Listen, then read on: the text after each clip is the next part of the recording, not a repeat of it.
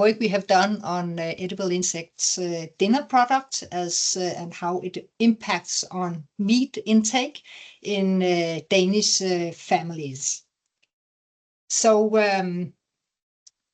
what we were asking was whether insect food products could be a part of regular dinner meals as the pathway to reduce meat consumption. And we set the target of if we could actually replace 20% of the weekly meat protein with insect protein. So how did we do that? Well, we developed criteria for how these insect dinner products should actually, what should they be like? What should be the quality criteria? And then we developed and experimental batch produced 6 dinner products, which could fit into what we call a food basket for a menu. And we provided this for families with children in Copenhagen. We did a parallel study also in Portugal, but today I will talk about our family with children study we did in Copenhagen. We also looked into the sensory quality of this product, and then we compiled about what was the lesson learned. It was all conducted as a part. It was conducted as a part of the Sausage Chain project funded by the EU. We also have a PhD student, Cassandra Meyer, as a part of the team on additional funding. And then you can see here the partners all contributing to developing the food products and also do the sensory and consumer tests. So some of the background for how we designed our study is that, well, what are the barriers for getting edible insects into our regular diets, into the food? And we know from the scientific literature that the acceptance could be improved by if we can have repeated exposure. I mean, go beyond one time, like, do you want to taste this insect? Did you like it? To actually to have exposure over time. Also that it's exposed in an familiar and accessible environment, meaning what we did was to bring it all the way home to the families, not in a like excited event. And we also know that neophobia, are we reluctant to test new foods, is a barrier. And we know that how can we actually get these insects into the family foods? Disgust is a major barrier. Can you see these creatures in your food? And then one aspect we also have been very interested in is that, well, we are looking into reducing meat consumption, because that's the pathway actually to make the diet more sustainable. But we actually have a meat attachment. It's not, we can differ in the way that we feel about having meat in our diet. So what we did to overcome these barriers, we would like to expose these families over a longer time. We also wanted to understand what is special about insects by comparing with also introducing a new menu to the families, but plant-based, which will be less new. We purposely didn't present the insects as whole insects, but without being visible to bypass the disgust. And we also addressed the nophobia and the meat attachment. So what we did? Well, the first activity was actually to decide how should these insect dinner products look like, what should it be. So we gathered all the project partners with 6 of them, each being responsible for developing one product. And one of the criteria that we settled was there should be a minimum amount of insect protein in a serving to consider it as a dinner product. We should be very careful about the sensory quality of the product. And what the starting point was that we had a very early prototype of different products, and that was the starting point to developing the 6 products that went into these food baskets going out to the families. So the protein content, how much protein, insect protein, should be in these dinner products. So what we did was, we were developing the product for the family trial in Denmark, but also for a trial in Portugal. We looked into the national data we have on meat consumption, and then we made a estimation saying, well, this average meat consumption, if we distribute that on meals throughout the week, if we could replace 100% of the meat, no meat, insect protein in the same amount 3 times per week, then we would reach a replacement of 20%. So that was our assumption we had to set a target for how much insect protein. And you can see for the Danish adults, we ended up that we need to have around 13 grams of protein in a dinner serving to reach this target. So why this focus on protein? I think it's important also for developing what are the kind of products to reach out to the consumers, which should be to what is the motivation. And the climate awareness is really driving the consumers, and this is where the meat, the dairy is what is of concern, and they are also the protein sources in our main meals. So we are looking for these alternative protein sources because that's the pathway to reduce, to be more sustainable through reduction of the meat consumption. So this is where insect fits into being this to be a protein replacement, and we need to make it a replacement of meat, really, to not to add more protein into our diet. We eat more than sufficient protein, but to replace the meat that's already in the diets. We also set with our first step and with gathering the partners involved to define that we need to have products with good sensory quality. So they should be appealing in taste and texture.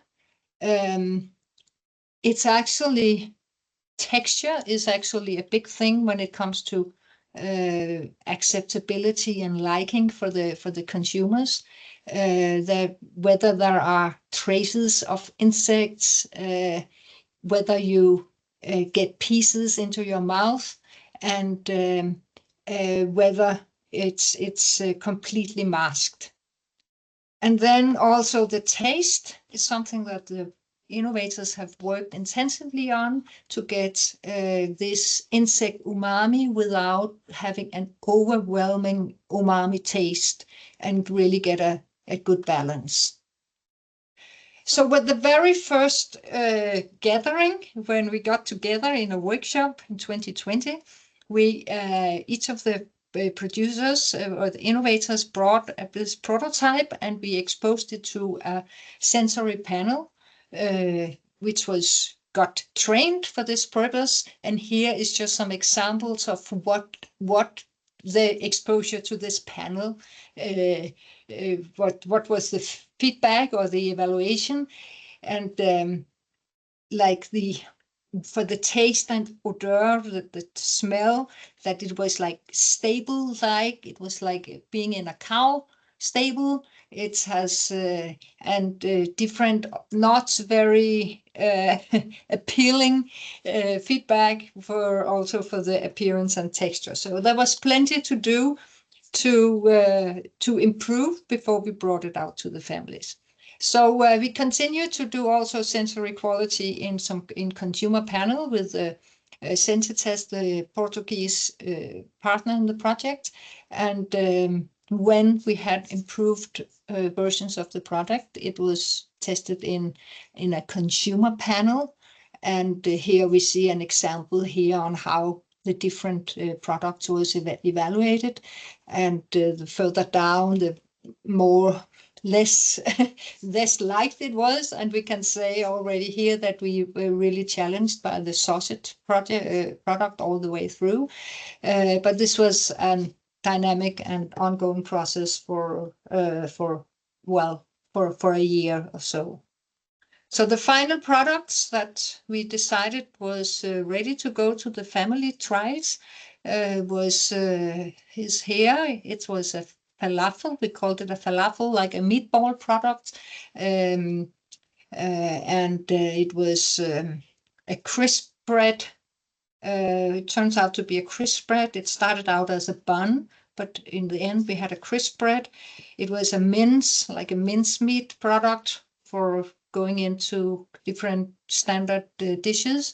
It was a chili tomato paste, and then a sausage, and then a spice mix, which could also be used for different composite dishes where the insects were incorporated into this mixture. So this is how it looks like when we had batched produced the products for the family trial. We had 5 products which was stored frozen and distributed to the families. We had the crisp bread, which was kept cool but not frozen, and they were packed in portions which were suitable for the trial, and they came as what we call the food basket. So you could make a variation of 3 dinner meals per week over a 6-week period. So for the sausage chain project, we had these 2 intervention trials, the one in Copenhagen, which was conducted by us in our department, and then we had a parallel study also in Portugal. And at each site we had 80 families. In our case, where 1 adult and 1 child in the age of 8 to 10 years was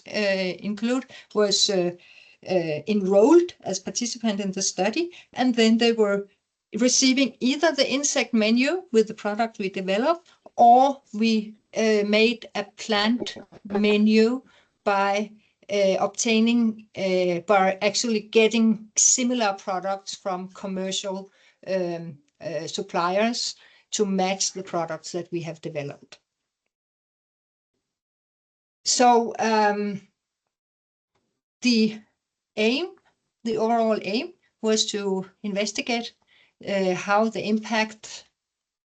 exposing these families to these dinner menus with the 2 different protein sources would impact on their dietary pattern, on their intake on meat, also their total protein intake. And this was all for each participating families was in the study for 6 weeks. So we were recruiting the families through electronic invitations, which we were able in Denmark to send out by getting contact information from the civil registration. And we recruited for families which should be overall healthy, and also that they were not on any special dietary preferences before they started. So they should eat meat. We asked them, are you regularly eating meat, and at least 5 days per week?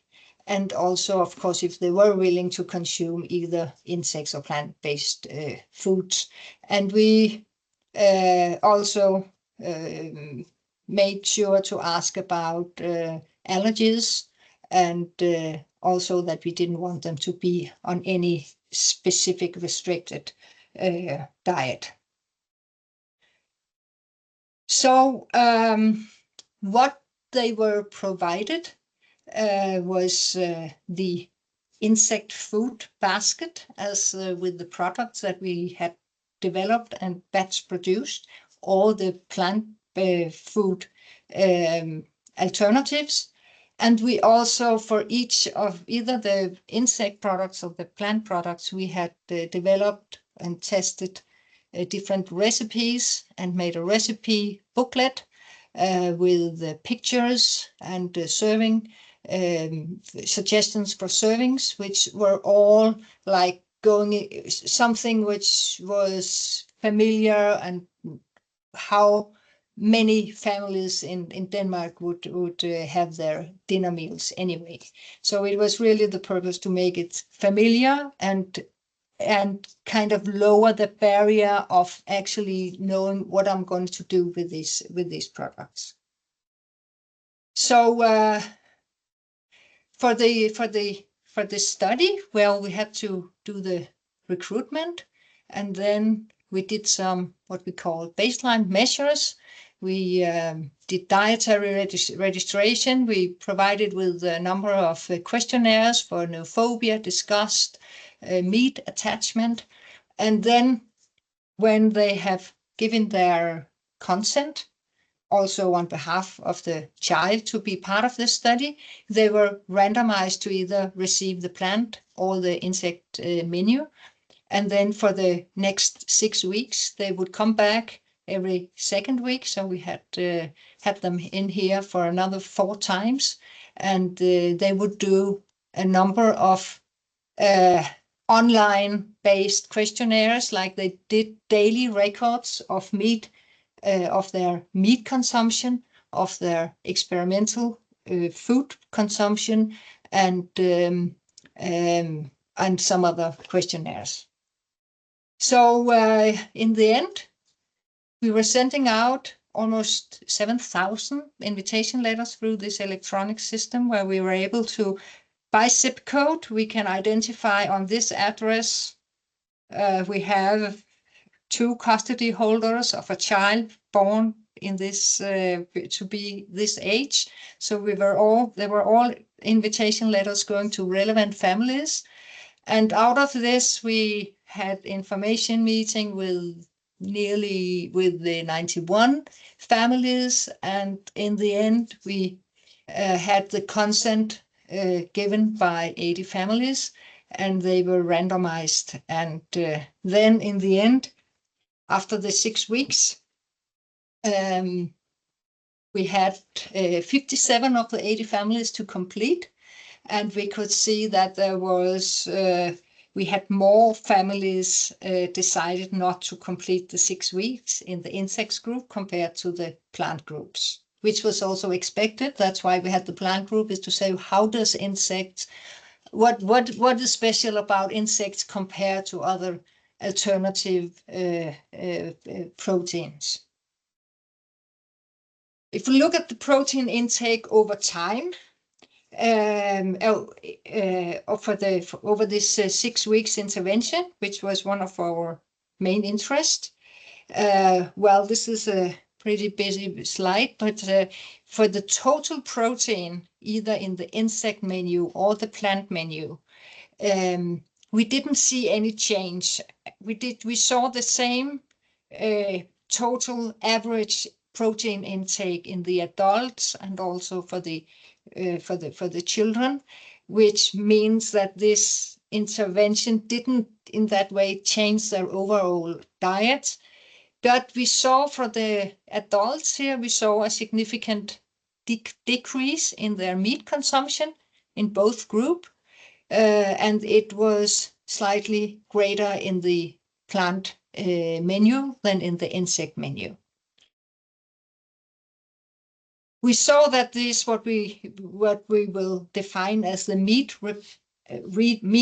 replacement is that how much was the meat protein intake reduced and replaced by the experiments, by the products that we provided. And we could see that we set the target of 20%, which was ambitious. We knew that.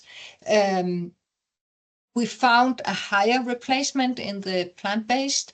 And for the insect menu, we found a replacement of around 5% and about the doubled in the plant-based. So what we saw while we are talking about novel, really a very unfamiliar product from the insects, and we were, you can say, still able to reach to introduce it into the families and actually have an impact on their meat consumption.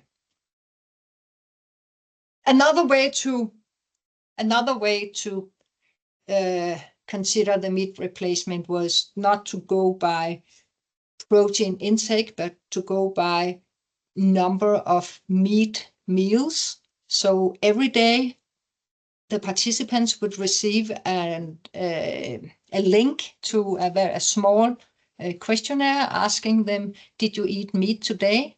Can you estimate what was your what was the portion size? Was it less or more than you would usually eat? And the same thing for the whether they would have consumed the intervention meals. So roughly here, what you see was that, well, we provided for the insect for each of the menus three dinner meals per week, and we saw for the in the insect group that they on average would consume 2 of the insect meals per week, so they skipped some of them. A little bit more in the plant menu, but still not reaching all what we provided.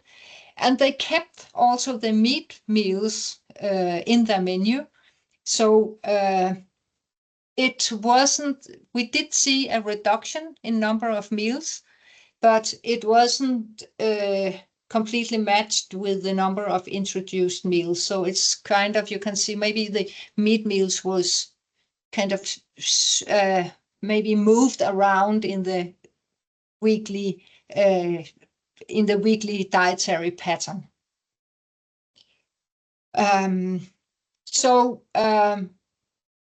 The intervention was able to reduce the number of weekly meat meals, but it was what we also saw for the insect menu was that they on average actually only consumed half of the portions that was provided, which was the portion was set to reach this protein intake that we had defined upfront in terms of being able to replace what would be considered a normal dinner meal.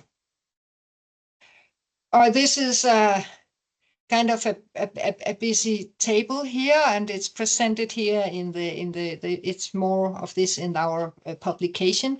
It's just to give you a little bit of insight into how which factors actually affected the protein intake. And we saw, if you highlight here with the p-values, it's in some linear models, which is adjusted for different things, but we could see that women would eat less total protein. Also, if we adjust for their body weight, they also eat less meat protein than men. We also didn't see a difference between the two groups. And then for the these different factors that could that is the barrier or can affect our protein and meat, intakes in many ways. We actually saw that the meat attachment was the only psychosocial variable that had an effect, and it had an effect. The more meat attachment, the higher higher was your meat intake, the more difficult it was to replace your meat with your alternative proteins. A little bit on the sensory quality. We did quite some testing of the different products with at this sensory lab in Portugal. Here are the results from the families in Copenhagen, where each of them would evaluate not all the 6 products, because that can be too burdening, and then you tire your participant, but each were randomized to evaluate 2 of the products.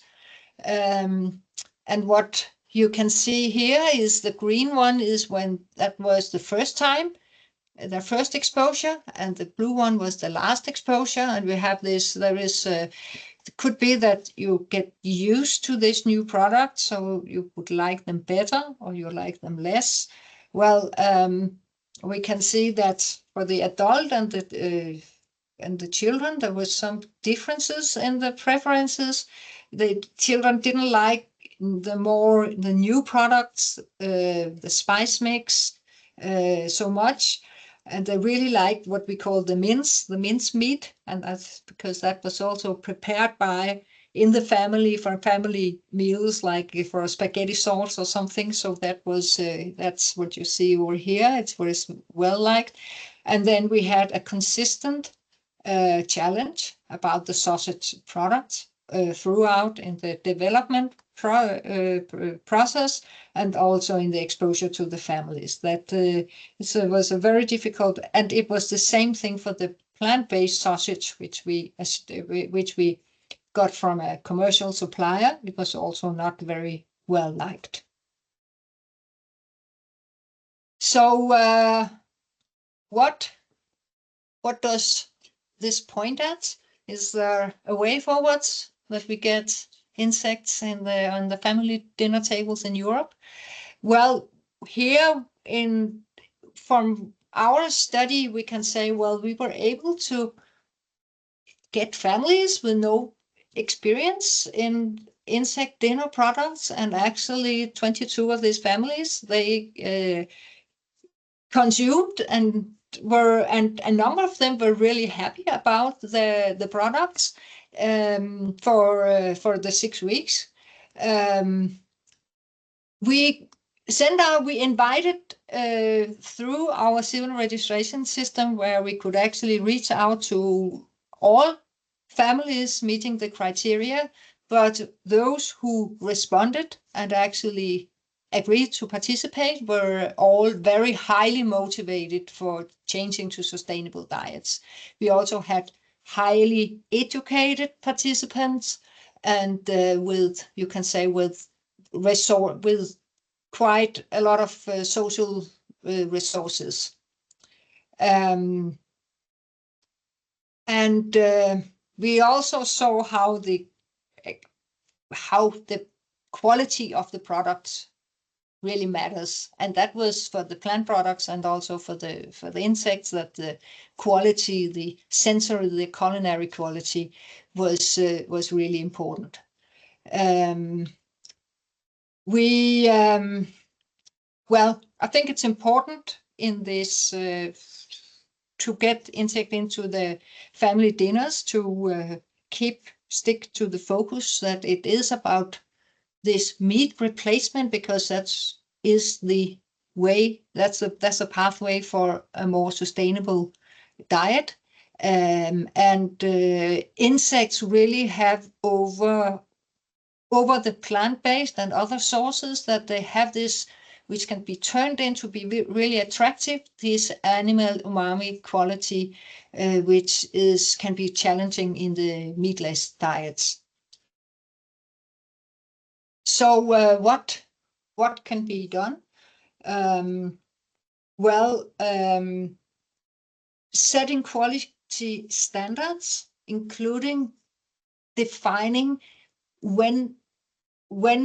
if you put a product on the market which is declared as something which should go into dinner products, there should be some declaration of how much of these alternative proteins should actually be in this product to be considered something that will be a meat replacement. It's also a consideration that the product you should know the dietary culture and patterns of your consumer groups to see how does this product fit into their ordinary their diets and their food culture. And of course, legislation has been on the agenda for a long time, and we also could see from the research and from our participants that health and nutrition benefits was really something they were really interested in. They really wanted to know more about, is there anything special health and nutritional benefits of insects compared to meat? So it's really important to understand the food culture, dietary habits. How does it, if you put this product on the market and just leave it with the consumer to say, well, what I'm going to do with these mealworms or this cricket powder, then you are not helping to overcome this barrier and actually be a regular consumer of the new products. And then we really got interested into this about the meat attachment, that it's a strong factor it was for actually being able to transit into this new to the change in the diet. I will just draw attention to that we have compiled some of the lessons learned in the Sausage Chain best practice sheets, which is available online. One of them was that from developing the products and from the food innovators doing the food innovation, the minification, how you grind it, or how you all kind of grinding, either of the dried insects or the fresh insects, had a high impact on the diet, on the sensory quality. Really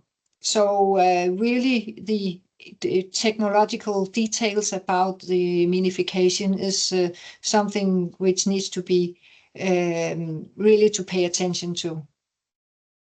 We also have compiled about what would be the approaches for developing insect-based food products, that you can take either novel products, say, well, here is a product which we can, which is where we make use of the special characteristics of the insect. We can also mimic products to make something which look like something that you are used to, like the minced, like a minced meat, but minced insects. Then the sensory quality is extremely important. Really not exposing consumers to something which are disappointing. So really being sure not to release anything that is of poor quality. And then the consumers need to know what to do with these insects. And I have some examples here. Here are from the recipes that we provided to the participants in Copenhagen with the nice pictures of how could you serve this for your family. And then I have some examples here from the Portugal study, where the participants would take pictures of how they prepared their dish at home. And you can see a marked, moving from how we would like to eat and what's actually going on at home can be, there's quite a difference. And this is where we really need to understand the food culture, food practices, and the food skills, actually the cooking skills of the consumers. We have here some publications coming out being from the study, where there's more details on the scientific outcomes, and there are probably some more coming in the future. And then I would just like to acknowledge the great work, the great collaboration to work on the sausage chain project team in the work package on food. Also just notifying that everything I've reported here and has been approved by the ethical committee in Denmark, and also that we were funded by the EU through the sausage chain main grant and also an additional grant. So thank you.